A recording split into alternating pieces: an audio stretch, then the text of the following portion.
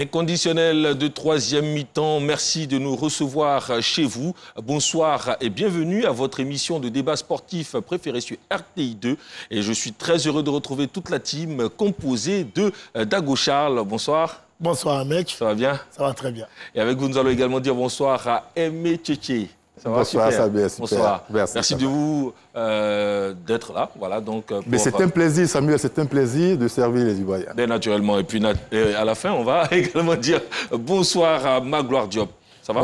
Bonsoir Samuel, mec. Merci beaucoup. Alors, messieurs, nous aurons aussi la participation de deux confrères, journalistes africains, un Guinéen et un Sénégalais, Sega Diallo, de la Guinée, puis naturellement Aliou Goloko du Sénégal, qu'on aura donc au bout du fil. Pour ce sujet, ce soir, nous allons apprécier ensemble les 100 jours de gouvernance de Patrice Motsepe à la tête de la CAF.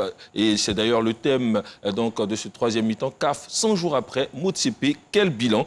Mais avant donc de vous donner la parole, messieurs, suivons ensemble cet élément proposé par Salif Ouattara.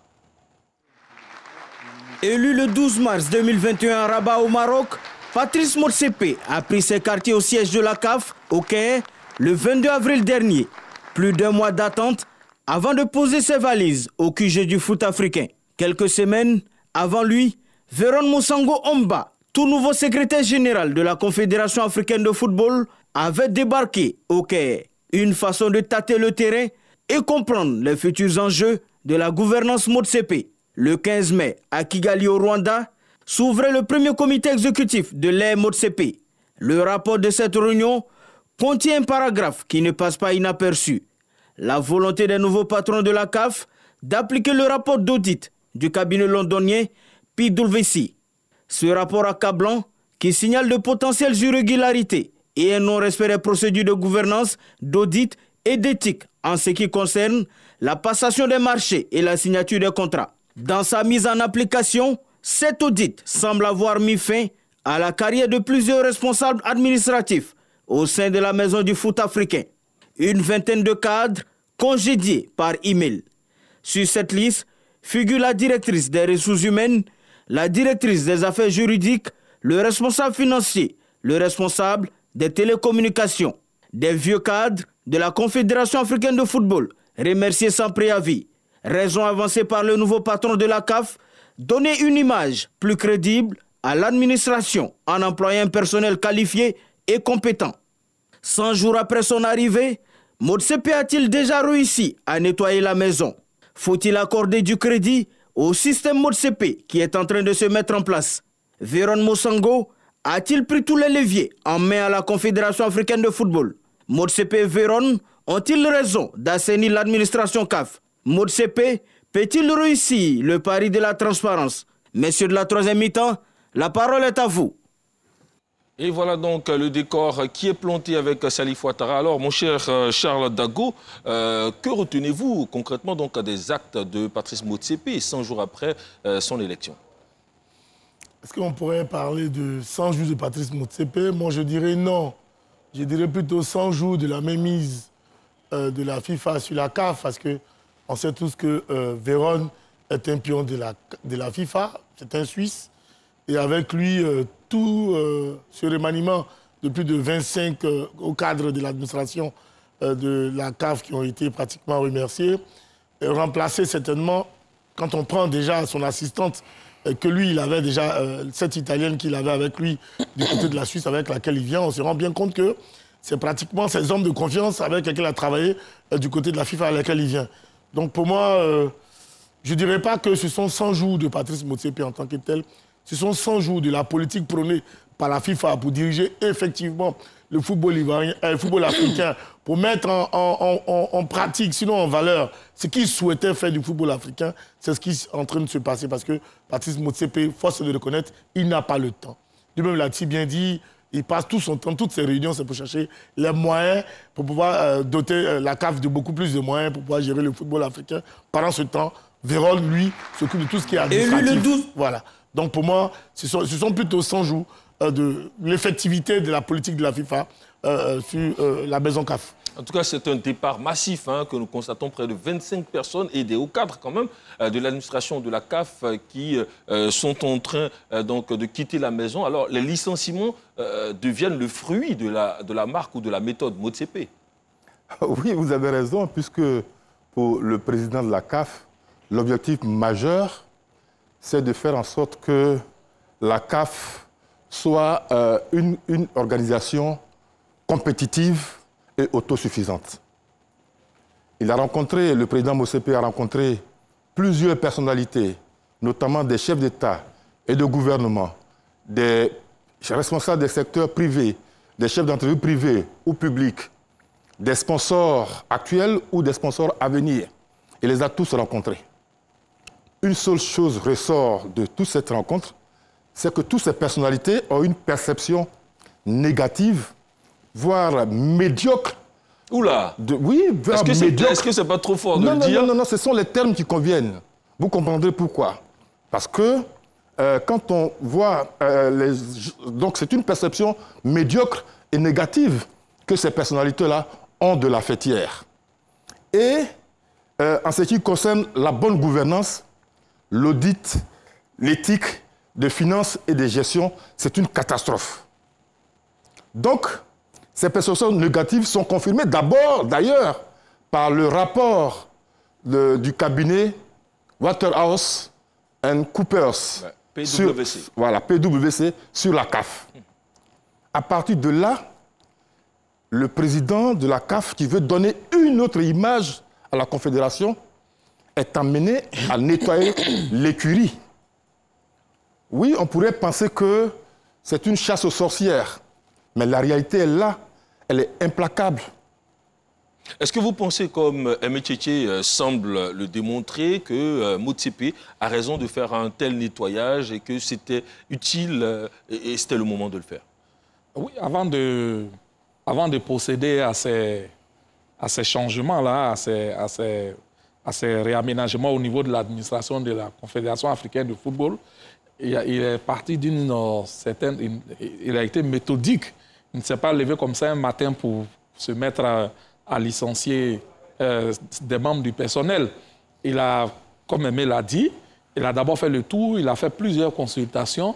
Ensuite, il a comment on appelle, commandé un audit qui a donné les résultats dont Aimé a parlé, les problèmes de gouvernance, les mauvaises pratiques en matière d'audit, en matière d'éthique et tout cela, et puis des transactions qui étaient vraiment irrégulières, disons, une mauvaise gestion. Ouais. Voilà. Donc, ce constat ayant été fait, il fallait qu'il prenne ses responsabilités.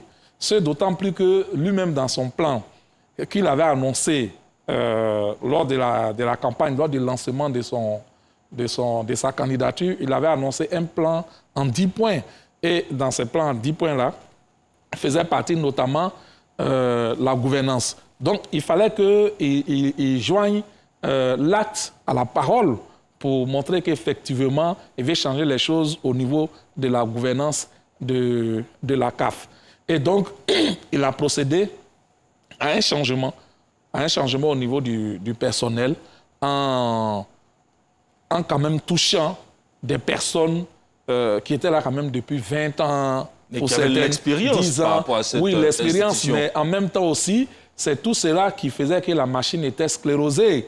La CAF, comme Aimé l'a dit, la perception négative que les gens ont de la CAF, mais c'est toutes ces personnes-là, avec les différents présidents qui sont passés.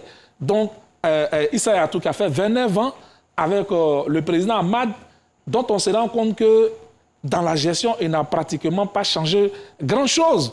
Donc, Patrice Motsepe qui vient, il faut qu'il prenne ses responsabilités.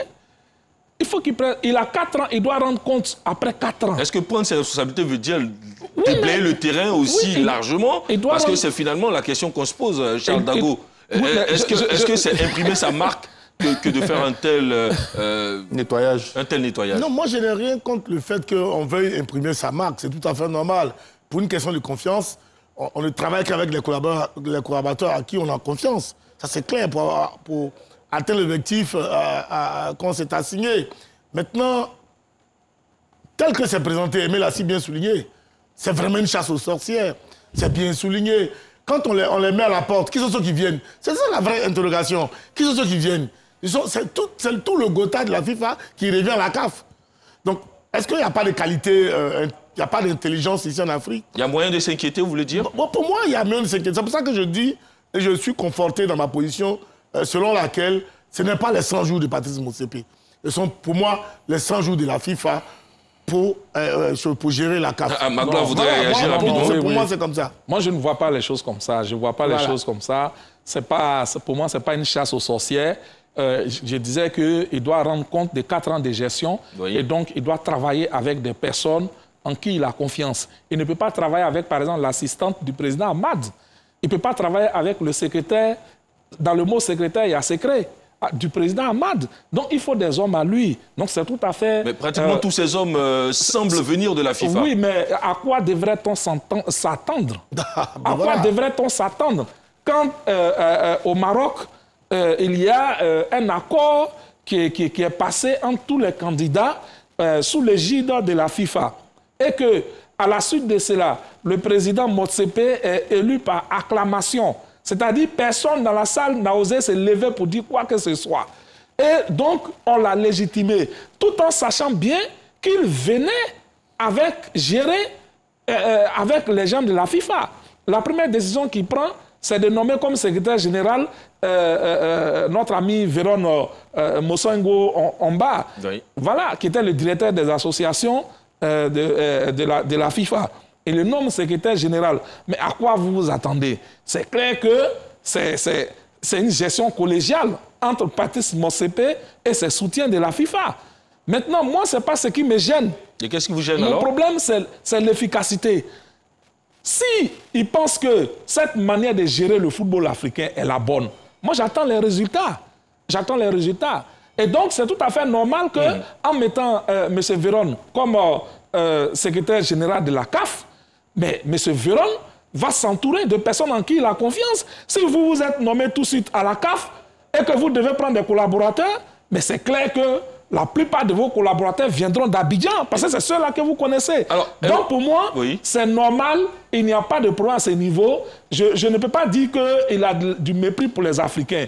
Je ne peux pas aller jusque-là. Mais je pense que dans la vie, on travaille avec les gens en qui on a confiance. Tant que c'est conforme à les textes. On travaille avec les gens en qui on a confiance. La nouvelle est tombée d'ailleurs ce soir. On voudrait la partager avec l'ensemble de nos téléspectateurs.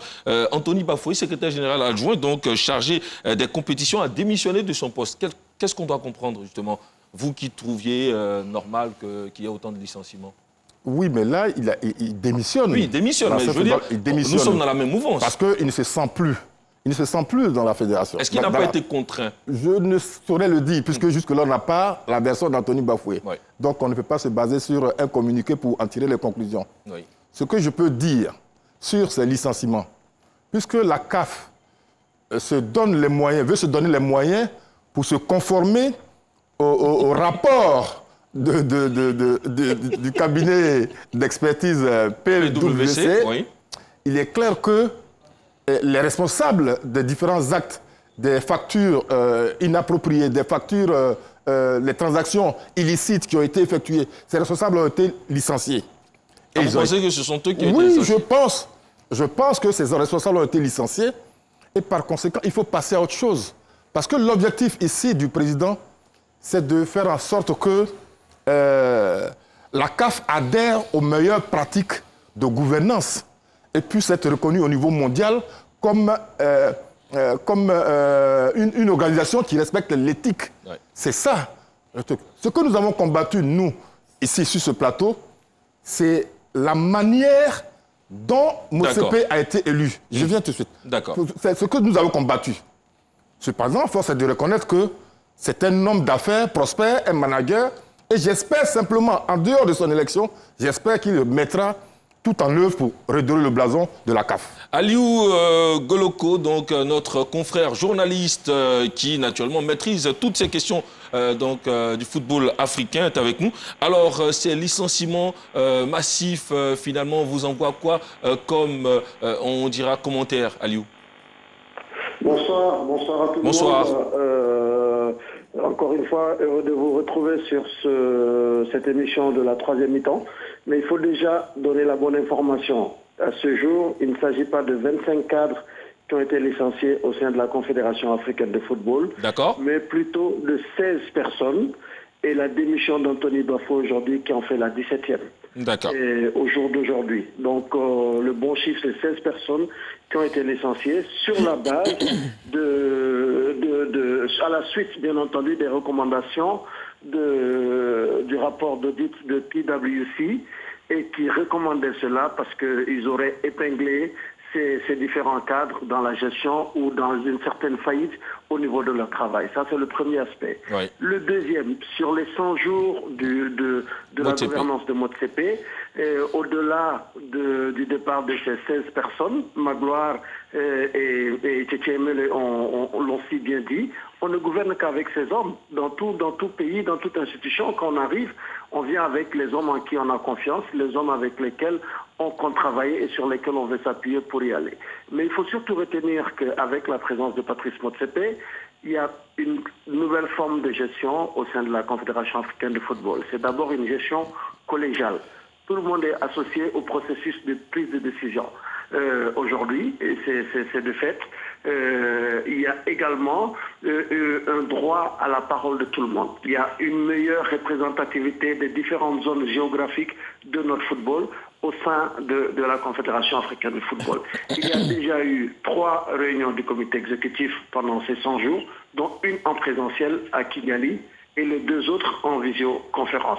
Il y a également, et ce n'est pas à négliger, cette donation de 10 millions de dollars qui a été déclarée justement à Abidjan, dans la capitale ivoirienne, pour la relance du football scolaire.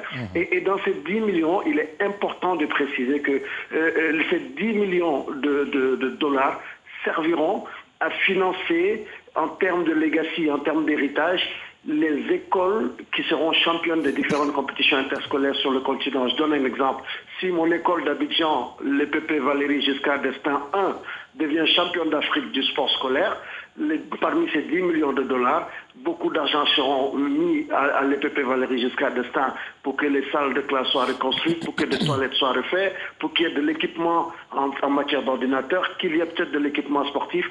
En termes d'héritage, c'est fort louable et c'est fort pas appréciable.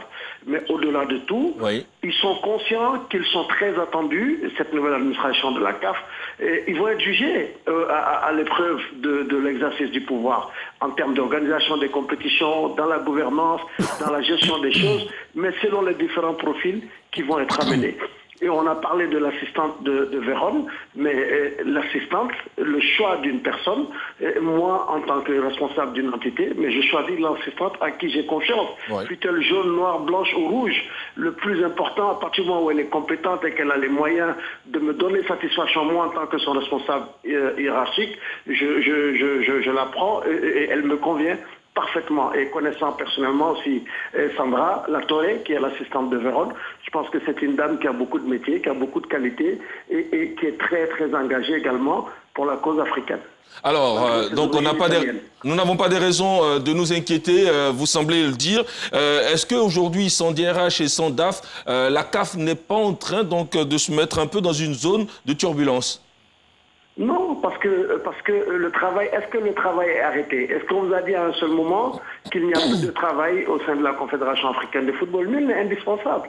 C'est un principe qui est valable pour toutes les entités. Fut-il à la tête d'un État, à la tête d'une institution, à la tête d'un club, sans DRH, sans directeur financier, la maison continue à tourner. Il y a des gens qui continuent à assurer l'intérim de ces personnes-là. Mais je peux vous dire aujourd'hui, l'idée des dirigeants de la CAF, c'est de lancer un large appel à candidature pour tous les postes de cadres qui ont été abandonnés. Ils vont demander à toutes les fédérations nationales de football de faire passer l'appel à candidature sur les différents sites pour qu'il y ait le maximum d'Africains qui puissent se postuler pour ces postes-là, et ils en choisiront les meilleurs, bien entendu, avec le soutien d'un cabinet de recrutement. Et je pense qu'il n'y a pas mieux à faire. Et de ce point de vue, il faut saluer l'initiative de la gouvernance sortante, parce que sous Ahmad quand même, il faut dire qu'il y a eu beaucoup plus de nationalités présentes au sein de la CAF, et avec cette initiative qu'ils sont en train de mettre en place, on en aura encore davantage. Merci beaucoup, Liu Goloko, qu'on retrouvera alors finalement, Dago Charles. Il n'y a pas le feu à la demeure. Donc moi, je tenais à préciser une chose. Ouais. Je pense avoir été concis. Je n'ai pas dit ici que le fait d'avoir choisi ses collaborateurs était une mauvaise chose. Bien entendu, je le répète, quand on a été choisi, sinon quand on a été élu, on travaille effectivement avec les gens à qui on a confiance. Oui. Ce qui me pose problème, c'est le fait que ce soit pratiquement toute la même administration de la FIFA qui vienne aujourd'hui gérer la CAF. Moi, ça me pose un problème. C'est pour ça que je dis... Vous avez l'impression qu'on n'aura pas une maîtrise de notre institution? Ce n'est pas les 100 jours de Patrice Motsepe. Ce sont les 100 jours de la FIFA. Parce que demain, ils ne seront pas surpris de voir ce Suisse qui est Vérone, parce que c'est un Suisse. Même sur l'assistance, elle est italienne, je suppose, je crois bien. Ne sont pas surpris de voir ce Suisse-là, Vérone, dire demain qu'il serait candidat à la présidence de la CAF. Voilà. Donc, toutes ces personnes vont venir aujourd'hui pour diriger la CAF. C'est ce qui me pose un problème. C'est pour ça que je dis, pour moi, on ne parle pas de 100 jours de Motsepe, on parle plutôt de 100 jours de la FIFA sur le football africain. En même temps, comment appréciez-vous ce fait de vouloir démocratiser donc, le recrutement en faisant ces appels donc, à toutes les compétences africaines? Non, déjà, c'est un bon manager. On ne devient pas multimilliardaire de plusieurs entreprises qu'il veut. Ça veut dire que c'est un grand manager. En faisant un tel appel, c'est super. Il n'y a pas de problème dans sa gestion, dans sa façon de voir les choses, c'est bon. Maintenant, pour moi, j'aurais bien voulu que ce soit les compétences africaines. Parce que je suppose qu'il y en a suffisamment ici. Au poste de décision. Au poste de décision, tout ce qu'il a dit. Je pense qu'on a suffisamment de compétences en Afrique pour que lui, Patrice Motsepe, puisse faire confiance à tous ces Africains-là pour le développement de notre football. Parce que de nous faire venir rien que des Européens pour s'asseoir en Égypte. Voilà. Oui, et ça, Alun l'a dit, hein, pour le moment, ceux qui sont là assurent l'intérim. Mais connaissant la méthode de travail du président de la CAF, je pense qu'il a conscience qu'il faut faire appel à candidature. Parce que tous ceux qui étaient là ou qui sont encore là pour certains, il faut que ce soit des gens qui maîtrisent leur sujet, selon les ambitions du nouveau président de la CAF. À partir de là, il faut vraiment arrêter avec le clientélisme. Parce que tout ce qui s'est passé au niveau de la CAF montrait vraiment qu'il y a un laisser-aller et que c'était un fourre-tout, n'importe qui et n'importe comment les gens prenaient des décisions. Également, le président a constaté que dans les contrats qui lient la CAF à des contrats publicitaires, des accords frauduleux ont été passés. Et tout ça, c'est vraiment difficile à supporter. Il faut remettre de l'ordre dans la maison. Il faut mettre de l'ordre. Je pense que c'est ce qu'il a fait, qu'il va faire en lançant appel à candidature pour tous ces postes-là qui, ma foi, seront rapidement pourvus. Et il est sur la bonne lancée. Pour moi, les 100 jours de Patrice Motsepe sont très positifs. C'est quelqu'un qui est très méthodique et qui n'aime pas prendre les décisions de façon unilatérale. Parce qu'avant de procéder à tous ces changements, quand l'audit a été fait, dès que les résultats de l'audit ont été donnés, il a envoyé les résultats de l'audit à toutes les fédérations africaines avant de prendre ces décisions, parce qu'il fallait que les fédérations soient informées des dysfonctionnements qu'il y avait au niveau de la Confédération et qui allaient justifier justement on peut donc dire que c'est ce rapport d'audit-là qui impose ces licenciements? Le rapport d'audit fait des recommandations. Maintenant, la personne est libre de suivre ou de ne pas suivre. Mais lui, il a carrément décidé de nettoyer les écuries d'Augias. C'est ça. Il a frappé dans le tas. Et moi, je suis d'accord avec lui. Parce que ça ne pouvait plus continuer comme ça au niveau de la CAF. Et je l'admire pour ça. Il a eu ce courage managérial-là de vider des gens qui se prenaient pour des fonctionnaires de la CAF. Non. La CAF, c'est une association. On vient, on fait une mission, on s'en va. Mais il y a des gens qui sont assis et qui pensent qu'ils sont là comme des fonctionnaires qui sont inamovibles. On ne peut pas accepter cela et je suis vraiment d'accord avec le président Motsepe. Et maintenant, j'attends qu'il mette les bonnes personnes au poste qu'il faut pour que le déploiement de son programme soit fait de façon vraiment efficace. En 2 mois, il a fait un audit, il a donné les résultats et il a pris des décisions. Chez nous, ici, on fait un audit en 2 mois, depuis on ne voit pas les résultats. Lui, au moins, il a fait un audit en 2 mois, il a eu les résultats et il a commencé à prendre des décisions. Et maintenant, vous allez voir, il sera vraiment plus pragmatique dans sa gestion. Pour moi, c'est positif. Est-ce qu'on est parti pour que la CAF, justement, soit cette institution respectable, comme on l'a tant souhaité? C'est l'un de ces chantiers. Voilà, redorer le blason de la CAF. parce que l'image de la CAF a été suffisamment écorchée avec toutes ces malversations, toutes ces histoires de corruption, de gabégie qu'on a connues avec, que ce soit le président Issa Yatou, que ce soit avec Ahmad Ahmad qui a été épinglé plusieurs fois. Donc c'est normal que lui, il vienne pour redorer le blason, sinon nettoyer l'image, améliorer un peu la CAF au niveau des fréquentations pour attirer les sponsors, tout et tout. Donc c'est un pan de son projet. Il doit effectivement le faire. Et pour cela, on l'encourage tous. Moi, je suis le premier à le faire, à l'encourager sur cette lancée-là. Mais pour moi, pourvu qu'il y travaille avec vraiment nos compétences. C'est très important parce que après lui, on travaille comment après? Parce qu'on est là pour travailler sur la CAF, c'est pas une histoire de 4 ans seulement, ou 8 ans, ou 12 ans. C'est sur des dizaines d'années. Donc pour moi, il faut africaniser plus ou moins les compétences pour que cela puisse réagir sur tout le monde au plan continental. Parce qu'il y a moins d'influence extérieure. Ah oui, pour qu'il y ait moins d'influence. Parce que ce qui se passe au niveau de la CAF, forcément, aura un réjaillissement sur toutes les compétitions africaines. Voilà, moi, mon problème. Sinon, quand le collègue parle, le confrère parle de 10 millions par rapport aux compétitions interscolaires, oui, on est tous d'accord, c'est une bonne initiative. Mais il y a déjà trop de compétitions. Il y a déjà trop de compétitions. On a trouvé que toutes ces compétitions, Infantino et Motsepe l'ont si bien dit, il y a tellement de compétitions que ces compétitions ne rapportent pas grand-chose à la CAF. Donc pourquoi en rajouter? Au contraire, il fallait réformer toutes ces compétitions qui existaient déjà. Donc s'il faut en rajouter pour en rajouter, bon, je ne suis pas trop partant, mais c'est fait, c'est les décideurs. Bon, on ne fait que les suivre. Je rappelle qu'on aura donc notre autre confrère Sega Diallo donc, de la Guinée en ligne pour comprendre justement donc, ce point. Est-ce que Motsepe n'est pas en train de réussir la carte de la transparence? Ben oui, c'est ce qu'on lui souhaite. C'est ce qu'on lui souhaite. S'il est en train de réussir la carte de la transparence, c'est ce qu'on lui souhaite absolument. Parce que le plus important ici, aujourd'hui, c'est d'inspirer, de mettre confiance. Il faut que la CAF inspire. Il faut que les gens aient confiance à la CAF. Il faut qu'on soit optimiste quant à l'avenir du football africain.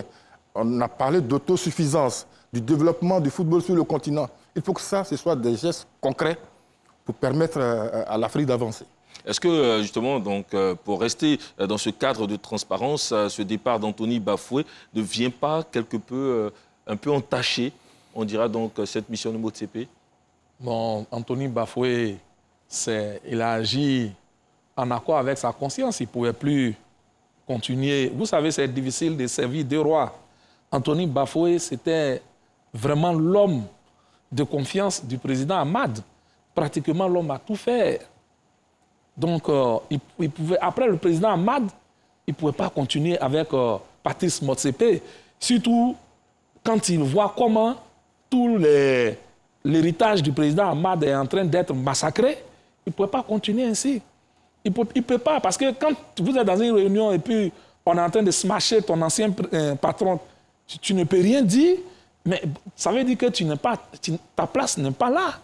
Et donc, je pense que Anthony Bafoué a pris la décision. N'oubliez pas, Anthony Bafoué, c'est lui qui a conduit les supervisions des travaux dans le cadre de la CAN au Cameroun et en Côte d'Ivoire. Au Cameroun, c'est lui qui a tout supervisé. Et à la fin, la CAF vient décider du report du tirage au sort, oui, qu'il avait piloté avec les autorités camerounaises. C'est un désaveu. C'est un désaveu. Dans ces conditions, même si on ne te dit pas qu'il faut partir, donc il faut comprendre.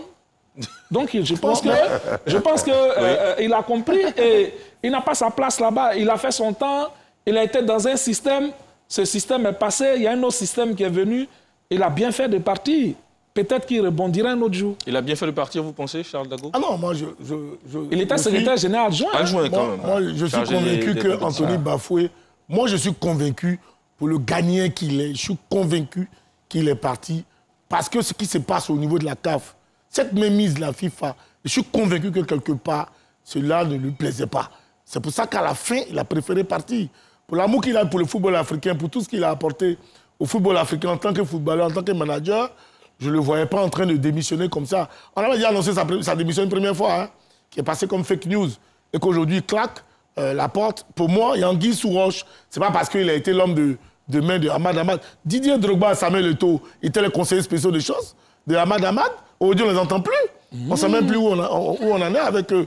Aujourd'hui, on n'entend plus. Parce que je suis convaincu que pour moi, Patrice Motsepe, sinon à la limite Infantino et autres, attends, c'est balayer tout ça et puis revenir avec une autre politique.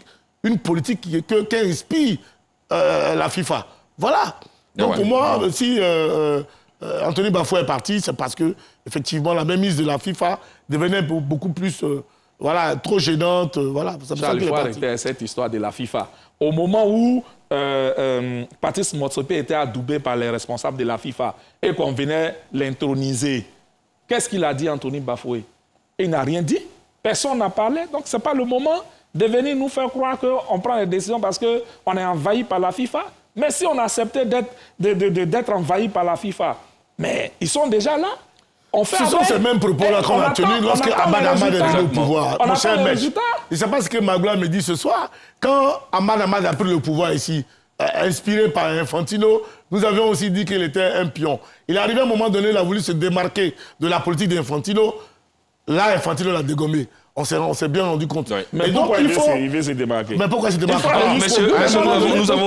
Nous avons Sega Diallo donc, en ligne. Est-ce que finalement, donc, Sega, bonsoir déjà, notre confrère donc, de la Guinée, est-ce qu'on peut dire que finalement Patrick Motsepe incarne ce changement-là à la tête de la CAF?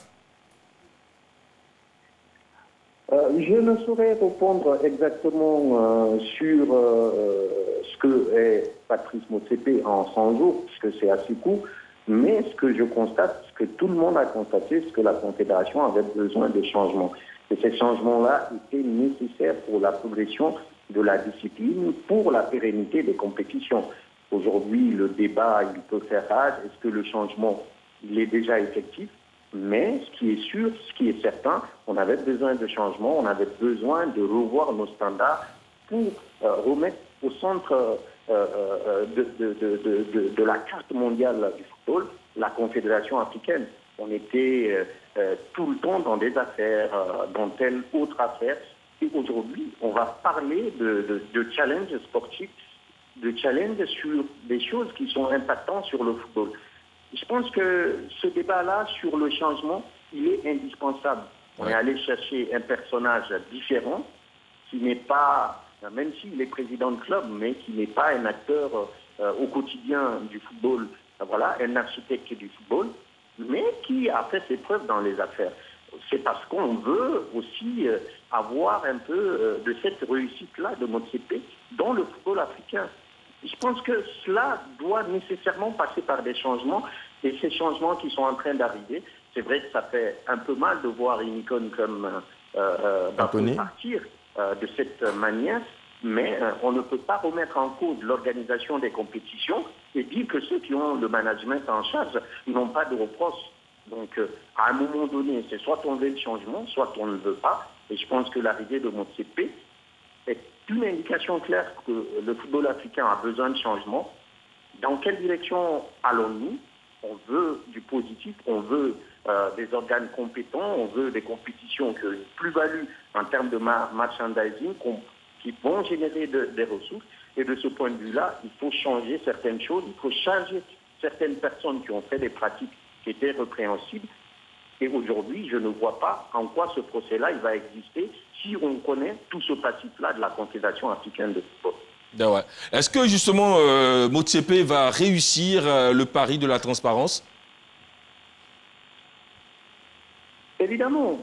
L'intérêt aujourd'hui pour Motsepe, il n'a qu'un seul intérêt, c'est de réussir. Il a réussi dans ses affaires, il a ses entreprises, il a, de ce point de vue-là, il n'a qu'un seul choix.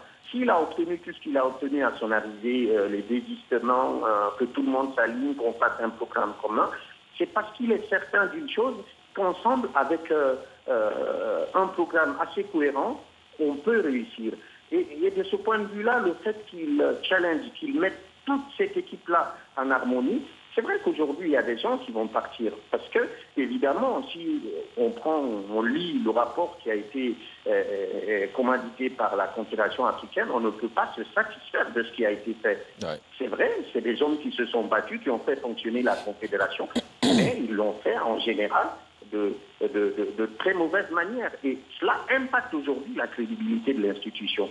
Motsepe, pour lui-même et pour le football africain, est obligé d'être transparent, de mettre des standards qui permettent à l'ensemble du secteur de progresser et d'être compétitif.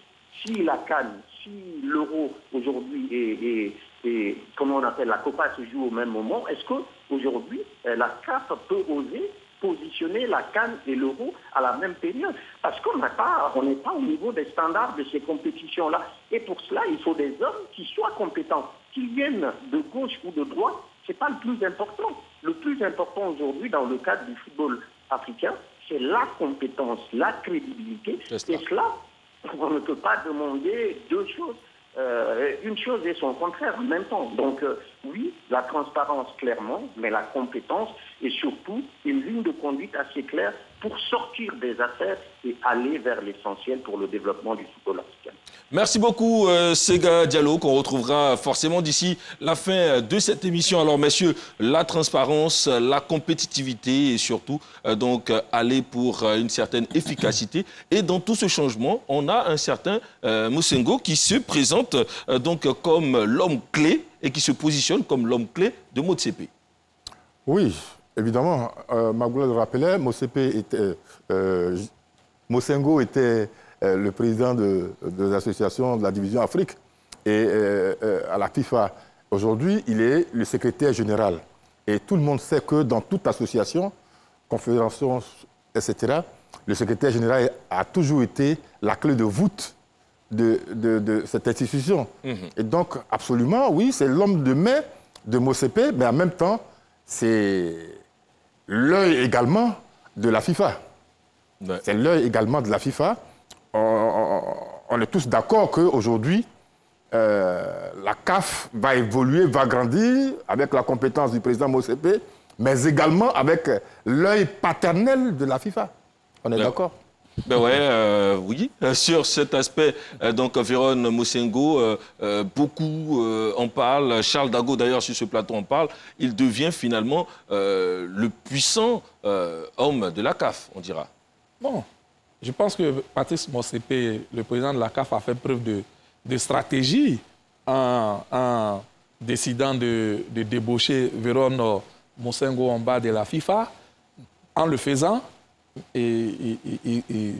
en tout cas, il calme le président de la FIFA, Gianni Infantino, pour lui dire que ben, ton homme est avec moi, donc reste tranquille. De toute façon, toutes les décisions que je prends, il est au courant et peut-être même aussi, il est comptable de ces décisions-là. Donc ces décisions-là ne peuvent pas se retourner contre toi. Donc c'était vraiment stratégique et puis on verra à l'œuvre l'homme et on pourra le juger sur ses compétences. Mais ce que je voudrais dire, c'est qu'au lendemain de la CAN 2019, on se souvient, la secrétaire générale de la FIFA, Mme Fatma Samoura, avait été déléguée au niveau de la CAF. Elle a pratiquement dirigé la CAF pendant 6 mois et elle a fait un audit. Et le président Infantino s'attendait à ce que la CAF renouvelle cette mission-là de Fatma Samoura. Et le président Ahmad, l'ancien président, l'ex-président, on se souvient bien, en février 2020, il a carrément opposé une fin de non-recevoir. Et donc, pour cela, il s'est attiré les foudres du président Infantino. Dagocha l'a relevé. Mais en même temps, Fatma Samoura a dû partir et toutes les recommandations qui avaient été faites par le travail de Fatma Samoura, certaines ont été prises en compte dans ce que le président Ahmad a appelé le projet Transform CAF 2021. Et c'est ce projet-là qu'il entendait déployer. Et donc, le président Motsepe, en venant, j'ai regardé un peu dans son programme et dans ce qu'il est en train de faire actuellement à la CAF, il y a des recommandations du travail qui a été fait par Fatma Samoura qu'on retrouve dans ce que Patrice Motsepe est en train de faire actuellement. Ce n'est pas étonnant parce que Véron Mosengo étant à côté de lui, donc évidemment, certaines recommandations qui avaient été faites par la FIFA seront reprises seront prises en compte. Donc c'est ce à quoi nous assistons actuellement. Moi j'espère seulement que le travail qu'il est en train de faire va redorer l'image de la CAF, va donner plus de crédibilité à la CAF et que le football ivoirien, le football africain sera plus développé et qu'il aura plus de moyens avec des stades vraiment aux standards internationaux. C'est ce que j'attends de ce président. Aliou Goloko est avec nous. S'il est toujours là, on va donc y aller. On le prendra dans quelques instants. Finalement, c'est un peu ce que vous redoutiez, hein, Charles Dago. Vérone se positionner comme ça en tant qu'homme clé de Motsepe. Est-ce que finalement, ce n'est pas la trop grande mémise de la FIFA sur l'institution? Écoutez, c'est le véritable patron de cette FIFA. On sait tous, je l'ai dit déjà, on sait tous que Motsepe n'a pas le temps, il a trop d'activités professionnelles voilà, pour lesquelles il parcourt à la limite le monde. Donc c'est Vérone qui va s'occuper de tout au niveau de la CAF. Et quand qui dit Vérone, Aimé l'a si bien dit Infantino. Et donc pour moi, c'est pour ça que je disais, pour une des rares fois où Ahmad a voulu se démarquer, il a été dégommé. D'accord. Alors Patrice Motsepe a tout intérêt, a tout intérêt à ce qu'il suive tout ce que Vérone lui dise. Sinon demain, on va encore nous démettre notre président. Il faut, quand le vin est tiré, il faut le boire. On a tous dit ici, il y a quelques mois, que la nomination de Vérone Mosengo faisait partie du deal conclu entre la CAF et la FIFA. Ça, c'est clair. À partir de là, il n'y a pas à redire sur sa nomination. Moi, je pense qu'il faut les laisser travailler. Et puis, on verra la suite. Par la suite, ce qu'ils sont capables aujourd'hui de faire et de montrer pour la Moi, je pense qu'il ne faut pas les laisser travailler. Est-ce que cette équipe pourra donner finalement une vraie autonomie, on dira donc à la CAF? Écoutez, c'est une question de sous. Hein. Ils sont tous là pour une question de sous. Non, c'est une réalité. Ils sont là pour des problèmes de sous, pour le financement. Il n'y a pas longtemps, pour le tirage au sort au Cameroun, nous avons dit ici, les choix des différents prestataires ont posé problème. Et on sait que c'est des problèmes de finances. Voilà, donc ils ne sont pas là parce que c'est eux qui aiment bien l'Afrique et que voilà, ils peuvent nous aider à développer notre football. Non, ils sont là aussi pour gagner beaucoup de sous. Voilà, c'est pas parce qu'ils sont plus compétents. Aliou est en direct. Nous allons également donc lui poser cette question. Est-ce que finalement donc Patrice Motsepe et son équipe pourront donner cette véritable autonomie donc à l'institution et cela passe par quoi? C'est le vœu le plus ardent qu'on peut souhaiter au football africain. Parce que aujourd'hui nous sommes dans une situation assez complexe. Il nous faut redorer le blason de la Confédération africaine de football. Mais j'aimerais revenir quand même sur certains propos qui ont été tenus sur le plateau. Et c'est important de le préciser. Il faut préciser que Vérone Mosengo Amba est un fils du continent africain. Il est né en République démocratique du Congo, il y a fait ses armes et il est parti en Europe adulte. Donc je ne comprends pas pourquoi on ne veuille pas qu'il soit un Africain. C'est fondamental. Et au-delà de ça, moi je suis de ceux qui croient que l'Afrique a 6 zones. Et la 6e région ou la 6e zone de l'Afrique, c'est celle de sa diaspora. Je le dis en connaissance de cause parce que mon enfant, sur un plan personnel, est né en France, a grandi en France, de père sénégalais mais de nationalité française. Et je n'accepterai que personne lui retire son appartenance à notre continent. C'est fondamental. Et donc, il ne faut pas arrêtons de faire cet amalgame-là. Ça, c'est la première chose. La deuxième, nous sommes dans une situation aujourd'hui où la CAF est à la recherche de toutes les compétences possibles. Madouar l'a dit, le doyen Dago Charles même n'y est pas contre, en le disant tout comme Etienne. On est tous d'accord là-dessus. S'il faut aller chercher les compétences en Chine pour les ramener, on le fera. Aujourd'hui, la Confédération asiatique de football utilise les compétences de footballeurs africains, de talents africains. Allez à la Fédération qatari de football, il y a des Africains qui y servent. Allez à la Fédération française de football. En matière de sécurité, je connais un jeune Ivoirien qui fait partie des plus grands responsables de la sécurité au sein de la Fédération française de football. Et pourtant, c'est un Ivoirien, parce qu'il a ces compétences-là. Si on peut rapatrier tous ces gens-là pour servir notre football, nous n'y hésiterons pas. Donc, c'est important de préciser cela. Maintenant, ce qui va se passer aujourd'hui, oui, la CAF a besoin de redorer son blason, la CAF a besoin d'argent, la CAF a besoin de se mettre au travail, et cette mise au travail on doit tous le faire ensemble. Il faut que déjà au niveau de nos fédérations, de nos associations nationales, le principe de transparence, de traçabilité et de gestion vertueuse soit imposé d'abord à ce niveau-là, afin que cela ait des répercussions également au niveau de l'instance fêtière. Et c'est là où je vais en terminer. On parle de la FIFA. Mais c'est qui la FIFA? La FIFA, c'est aussi l'Afrique. Parce que les 54 associations membres du continent africain sont aussi tous membres de la FIFA, comme le sont ceux de l'UEFA, ceux de la CONCACAF et des autres entités. Donc quand on parle de la FIFA, mais la FIFA c'est l'Afrique aussi. Donc on est partie intégrante de la FIFA. C'est pas comme si on était en marge de la FIFA. La preuve, Issa Hayatou a déjà été président de la FIFA.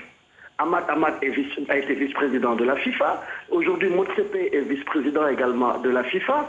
Véron Mozengo, quoi qu'on puisse dire aujourd'hui, c'est quelqu'un qui a du métier et de l'expérience.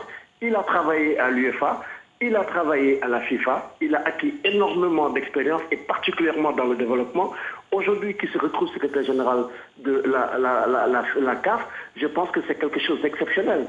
Et si mes souvenirs ou ma mémoire elle est bonne, je pense que c'est le premier Africain subsaharien qui obtient ce poste-là au sein de la CAF et qui parle de l'Afrique. Il y a aussi l'Afrique subsaharienne qui en fait partie parce que jusque-là, c'était que des Maghrébins et des gens de l'Afrique du Nord qui géraient cette position stratégique dans l'administration de la CAF.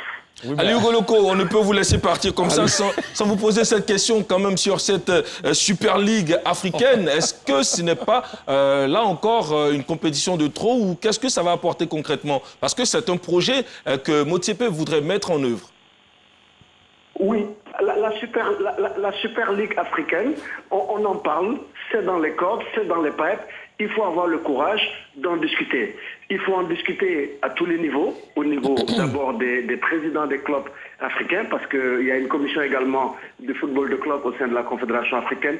Il faut rendre le débat le plus large possible et le plus démocratique possible.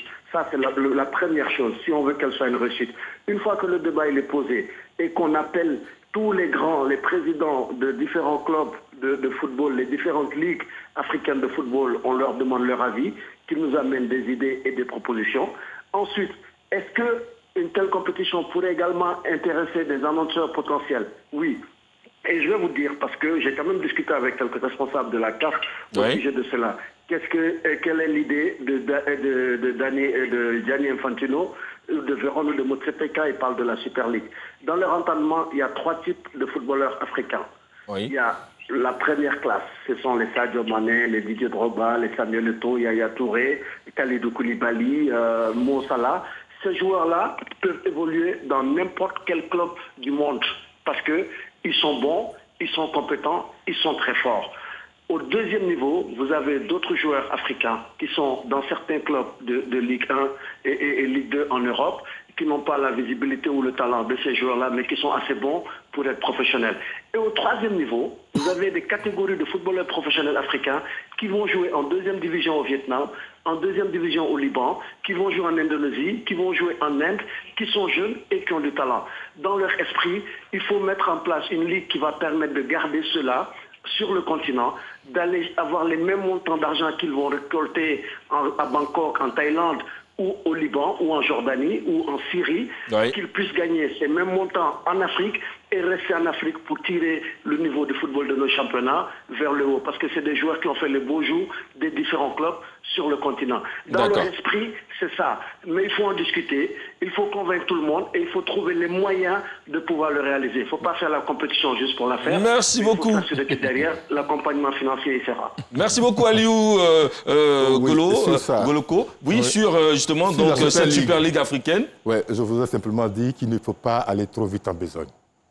Il faut vous n'êtes pas pour, hein? Non, non. Il faut voir l'opportunité de la création d'une telle ligue. Il l'a dit, il faut qu'il y ait des discussions. Il faut approfondir le débat. Il faut approfondir le débat, il faut vraiment discuter avec tout le monde pour voir si c'est possible. Parce que, souvenez-vous, il y a quelques mois, on a vu l'idée de la création d'une ligue pareille en Europe et on a vu le tollé général que ça a soulevé. Il faut tirer donc les leçons de cet échec. Ça n'a pas marché en Europe, pourquoi on voudrait l'imposer en Afrique? Qu'est-ce que ça va apporter concrètement? Est-ce que ce n'est pas une sorte de Chan en miniature, Dago Charles? Oui, ça va. Vraisemblablement, je pense que ça peut tuer aussi. Ça peut tuer. Un temps soit peu le CAN est la chose de le Tchad. C'est possible. Mais Emile a si bien dit, l'Europe l'a refusé. Nous sommes, permettez-moi l'expression, cette poubelle-là, qui acceptons tout sous prétexte que nous n'avons rien. Non, mais c'est une réalité. Le même Gianni Infantino s'est dédié face aux Européens. Il a soutenu ça au Maroc. On a tous crié ici, on n'est pas pauvres. Il est revenu là-dessus. Et depuis l'élection de Motsepe, que ce soit Mohamed Simba, que ce soit Katumbi, ils ne font qu'insister sur cette Super League. Mais cette Super League-là, ils disent 20 clubs. Quels sont ces 20 clubs-là? Quand tu prends aujourd'hui même l'Égypte, peut-être qu'il y aura 2 clubs en Égypte, 2 clubs au Maroc, 2 clubs en Tunisie, 2 clubs en Afrique du Sud. Il reste quel club encore? Il reste quel club? Il y a des pays même qui ne seront même pas dans ces Super Leagues-là. Si, il y aura la Cercle africaine, bien sûr. Bon, d'accord, soit. Je sais pas. Il y aura des pays même qui vont participer à cela. Et donc, pour moi, ça va toujours, dans la même idée, élitiste, hein. Ça va tuer la Ligue des champions de la CAF. Cette Ligue des champions de la CAF, initialement, où El Ali joue contre le WAC, où on a vu ici le Wydad et Casablanca rencontrer le WAC ici et autres. C'est des choses qui ne vont plus exister. Est-ce que c'est une compétition qui va apporter de l'argent? Parce que justement, la CAF est à la recherche de financement. Tout est argent aujourd'hui. Oui, Samuel, Aliou Goloko, je voulais apporter une petite réserve. Allez-y. Peut-être j'aurais voulu qu'il soit en ligne. Véron Mosengo est originaire de l'Afrique, mais il n'est plus africain. Parce que la législation suisse ne le permet pas. Voilà. Elle ne permet pas la double nationalité. Le président Infantino est d'origine italienne, mais il a dû renoncer à cette nationalité-là dès l'instant où il a décidé d'être suisse. Donc, quand on décide d'être suisse, on n'est plus africain et donc, ce n'est pas un enfant de l'Afrique subsaharienne. Ça, c'est vraiment mon point de vue. La suite de mon propos... sur la Super League. Vous savez que moi, très souvent, je ne suis pas d'accord avec le président Infantino. Enfin, ce que je lui reproche, c'est vraiment son émission trop envahissante dans les affaires des fédérations africaines et puis la zizanie qu'il a foutue dans le football ivoirien. Néanmoins, en février 2020, il a fait des propositions à la CAF, au football, à la famille du football africain. Il a proposé une CAN tous les 4 ans. Et il a dit qu'avec cette CAN-là, les recettes allaient être multipliées par 4, voire par 6. Deuxième chose, il a proposé la création d'une Super Ligue africaine. Il a dit qu'actuellement, les revenus générés par la Ligue des champions, dont parlait Dagochal, sont de 15 millions de dollars. Avec la Super Ligue, ça sera de 20 milliards de dollars. Et troisième chose, 1 milliard sera dégagé pour la construction de 20 stades aux standards internationaux. Et quatrième chose, il a parlé de la professionnalisation de l'arbitrage. J'ai parlé de ces 4 propositions du président Infantino pour vous dire que ces 4 propositions du président Infantino-là seront reprises par le président Motsepe. Il ne faut pas qu'on se voie la face. Il le fera et ça sera fait. Et je pense que si c'est fait, c'est une bonne chose pour l'Afrique. Là, je suis d'accord avec Infantino sur toutes ces propositions-là. Si c'était fait, je pense que ça va développer le football en Afrique. Merci beaucoup. On n'a pas oublié d'être d'accord avec moi, mais c'est mon plan. Parce que je sens que la discussion allait se poursuivre. Merci beaucoup, Aimé Tchétché, Magloire, Diop et Dago Charles. Vous pourrez poursuivre donc le débat chez vous. On a été très heureux d'être en votre compagnie. Vous retrouverez forcément Sébastien Oigny avec beaucoup d'entrain mercredi prochain. D'ici là, portez-vous bien. Au revoir.